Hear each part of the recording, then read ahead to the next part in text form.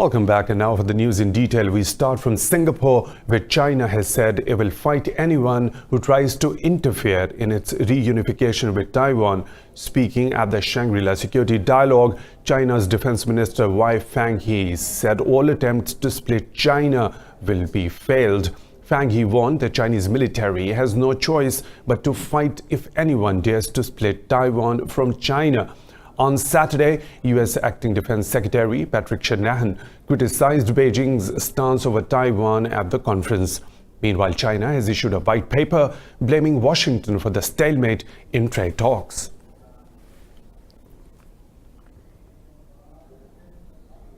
Moving on to Syria, where at least 10 people have been killed and 20 others injured in a suicide car bomb attack in northeastern city of Raqqa. The explosion claimed lives of 5 civilians and 5 US-backed Kurdish fighters. No one has claimed the responsibility for the attack yet. Meanwhile, 3 Syrian soldiers have been killed and 7 others wounded in Israeli rocket attacks on southern Quneitra province. Syria claimed its air defense intercepted Israeli rockets fired from Golan Heights. Israel has argued that the rockets were fired in retaliation to cross-border shelling.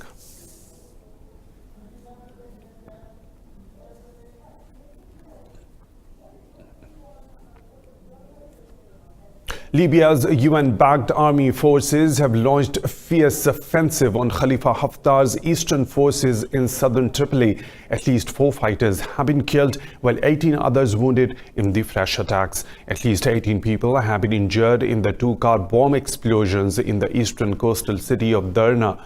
The attacks targeted a military unit belonging to the eastern forces of the Libyan National Army.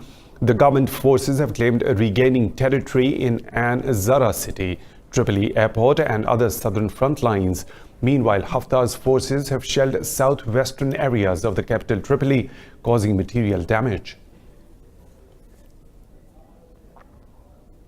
Iran has said it is willing to hold talks if the U.S. shows respect and follows international rules. President Hassan Rouhani said that Tehran will not be pressured into negotiations. Relations between the 2 countries soured after the U.S. tightened sanctions and boosted its military presence in the Persian Gulf.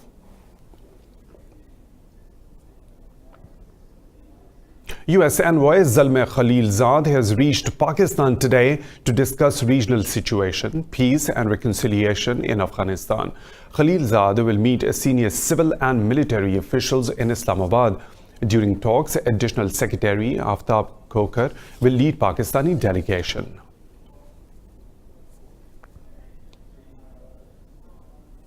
At least 1 protester has been killed and 11 others wounded at the sit-in outside Sudan's army headquarters. This comes 2 days after the military rulers termed the protest in Khartoum a threat to national stability. Shots were fired near the demonstration in Khartoum, protesting military rule in the country. UN Secretary General Antonio Guterres has called on all the sides to exercise restraint and resume negotiations. Guterres said UN is committed to supporting the Sudanese stakeholders in their efforts to build lasting peace. The military council and protest leaders have not been able to agree on the composition of the ruling council. A political crisis has gripped Sudan since former President Omar al-Bashir was overthrown on April the 11th.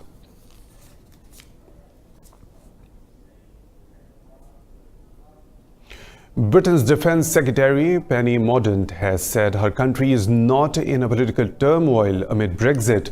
Members of the Britain's Parliament are jostling for the Prime Minister's seat amid a delayed Brexit. Prime Minister Theresa May was forced to resign after 3 years of failing to pull Britain out of the EU. Speaking at the Shangri-La Dialogue in Singapore, Mordaunt said Britain will find a way through. With regard to, I would just take issue with the description of the UK being in political turmoil. It is true, life is not dull, but I don't think we are in turmoil. I'm here doing my job. Other ministers are doing their jobs. And we are testing our political institutions to the hilt, but they are strong institutions. At least 79 people have been wounded in an explosion at an explosives plant in the central Russian city of Zhensk. 5 factory buildings and 180 houses were damaged as a fire broke out after the explosion. Factory officials said all the workers were evacuated from the premises. Local authorities declared a state of emergency in Zhensk after the incident.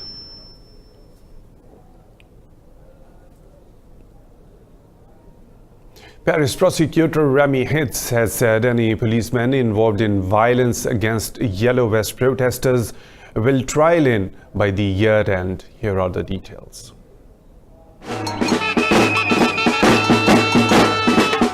A few hundred Yellow Vest demonstrators gathered in Paris to denounce police violence and President Emmanuel Macron's economic reforms. The French authorities have been sharply criticized for their handling of the protests. There has been a series of very violent clashes between Yellow Vest demonstrators and police, especially in Paris. I've been with the Yellow Vest since the beginning. I missed one because I wasn't allowed onto the Champs-Élysées the first time, but since I saw a young woman get injured, I can't let go. I think I've been marked for life by that accident, so I can't forget about them. I'll keep going until the end, even if I have to go further. Prosecutor Reyes said over 170 cases of police violence have been reviewed. He said 8 cases have been handed over to the investigating magistrates. Hyde said over 2,900 demonstrators have been detained for questioning since November, with no action taken in 45% cases. Today we are protesting for those who were mutilated, for the Yellow Vest who are victims with an arm or an eye missing. That's why we are demonstrating. The turnout was low on the 29th weekend of the Yellow Vest protests. Moving on to Mexico, where the President Andrés Manuel López Obrador has said that his country could tighten migration controls to defuse the U.S. threats. Here are the details. President Donald Trump has warned he will impose tariffs on all Mexican goods if the country does not end the flow of illegal migrants. The plan would levy a 5% tariff on Mexican imports beginning on June the 10th. It will increase monthly until it hits 25% on October the 1st. The announcement startled the business community, while analysts believe American consumers will suffer too. Let's remember that tariffs are not borne by the Mexican government. These tariffs, these costs are borne by American consumers and businesses. And this supply chain cannot be simply replicated in the United States overnight, meaning we cannot begin to grow cherry tomatoes in Iowa in the wintertime. Trump's decision coincided with the day Mexico started a formal process to ratify a free trade deal with the U.S. and Canada. Well, the one thing that's most mystifying about this coming up the way that it has is that the U.S. and Mexico and Canada have already forged a trade agreement.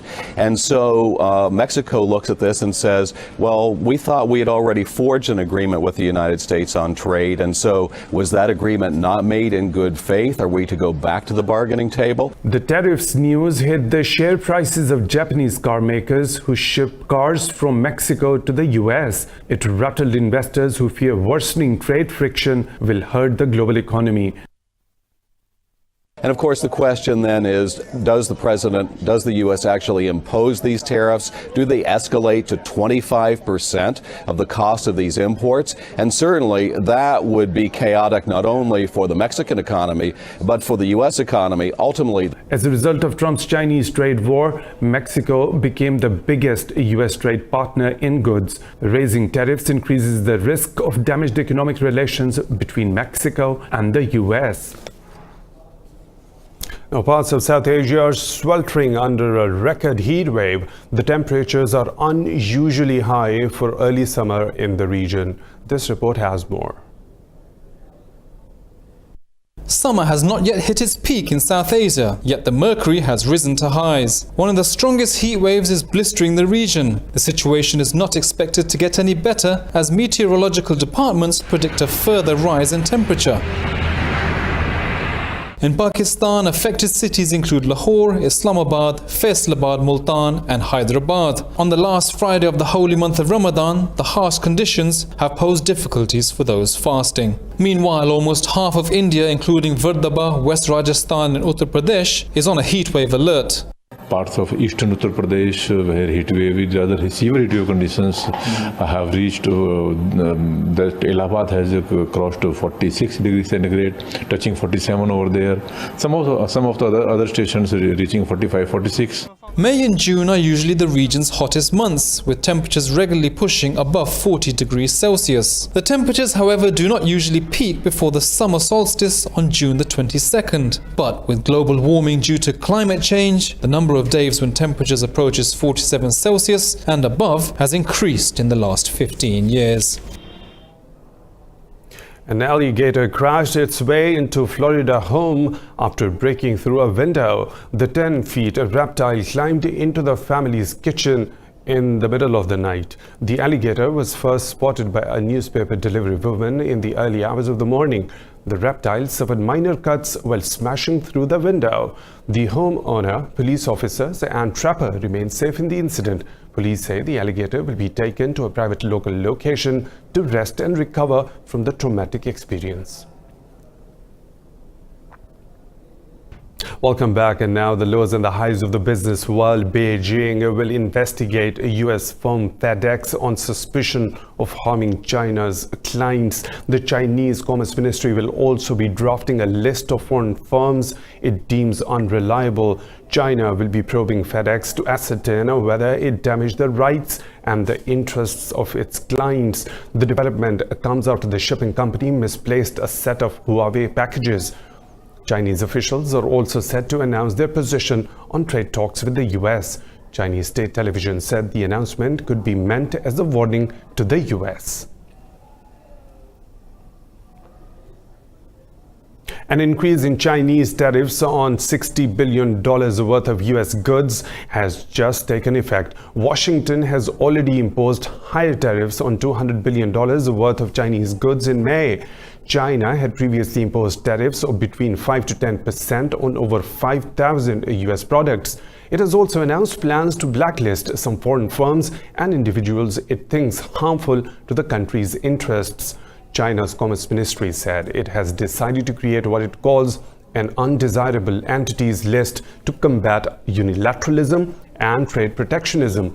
Meanwhile, China has announced it will release a white paper on trade talks with Washington on Sunday. China has achieved advantages in the field of artificial intelligence application. According to a report, there are now over 130,000 Chinese AI patent applications in use around the world.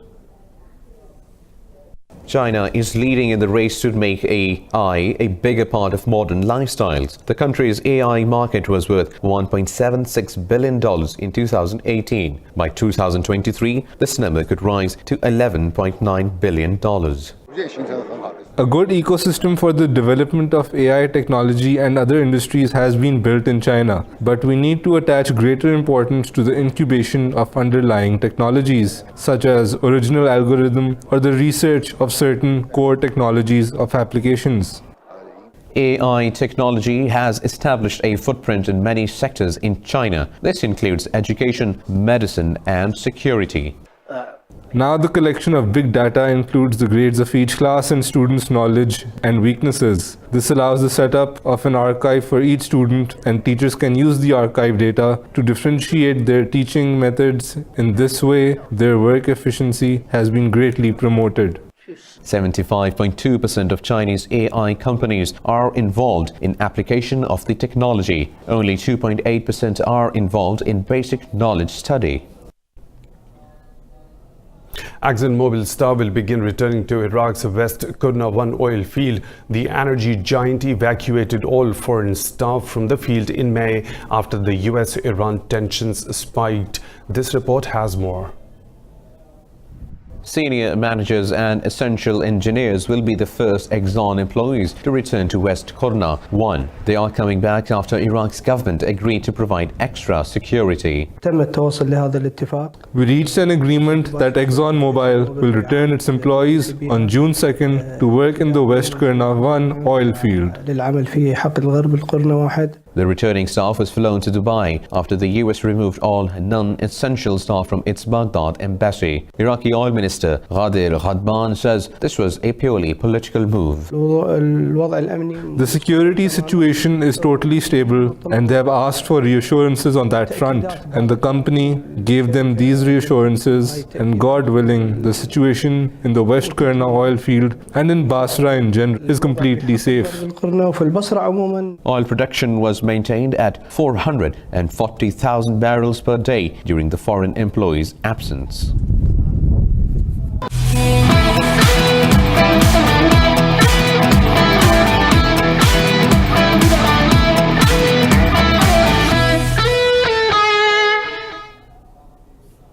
And in football, Liverpool have lifted their 6th Championship League trophy after defeating Tottenham Hotspur by 2-0 in Madrid. Mohamed Salah scored a penalty for Liverpool in the first 2 minutes of the game after a handball from Sissoko. Spurs put the Jordan Henderson-led team under real pressure in the later stages, but Divock Origi's 87th minute goal sealed the victory for the Liverpool.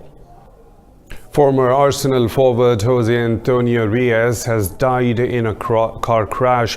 The Extremadura forward was killed along with his 23-year-old cousin when the vehicle overturned and burst into flames. The father of 3 served many big clubs including Arsenal, Atletico, Sevilla and Real Madrid. The forward was part of Arsenal's squad in 203-4 that completed an unbeaten Premier League season.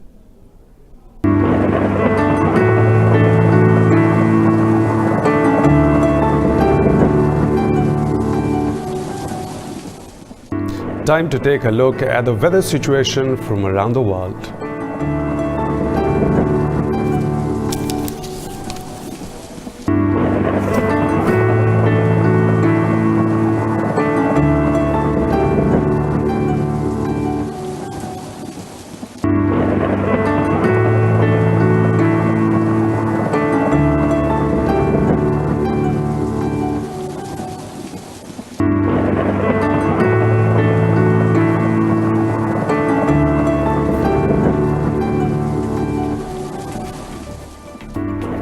And that's all for now. Thank you for watching Indus News.